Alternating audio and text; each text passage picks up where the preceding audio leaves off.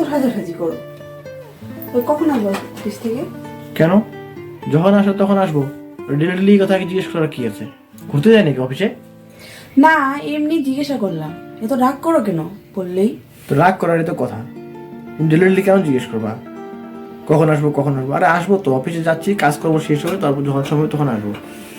কি বুঝো বাইরের বাইরের দুনিয়া সম্বন্ধে কোনো আইডিয়া আছে? থাকো তো সারাদিন ঘরে বসে। না, বাইরের দুনিয়া সম্পর্কে আমার আইডিয়া দিয়ে কি হবে? তুমি তো আছো বাইরের দুনিয়া সম্পর্কে আইডিয়া রাখার। একটা কিছু বললে পরে একদম খ্যাক করে ওঠো। খ্যাক করার কি আছে? যাই অফিসে থাকো একদিন বুঝতে পারবা।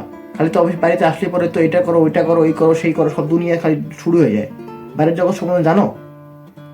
এই কখন আসবো কখন আসবো, আমার তো মনে হয় যত বেলা করে বাড়ি আসতে হবে, লেট করে বাড়ি আসতে হবে তত ভালো। তোমাদের অত্যাচার আর ভালো লাগে না। একটা ভালো কথা জিজ্ঞাসা করলাম, মানে এইটা নিয়ে তুমি তো ক্যাচাল শুরু করে দিছো। মানে তোমাকে আর কিছু বলা যাবে না নাকি? যেটাই বলি সেটাই নিয়ে তুমি ঝগড়া করো।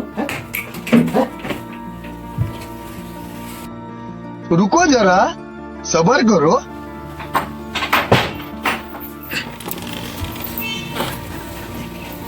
তুমি কি এটা ঠিক করলা বলো তো?